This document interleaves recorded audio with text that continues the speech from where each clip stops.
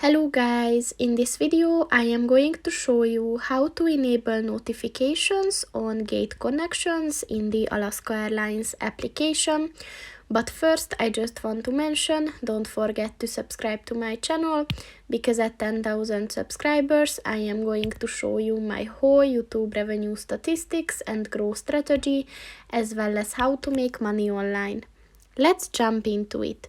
First of all, open the application on your phone and then click on the More button at the bottom of the page on the right, and then scroll down and click on the Settings button, and then click on the App Notifications button, and in this section look for the Connecting Gate button.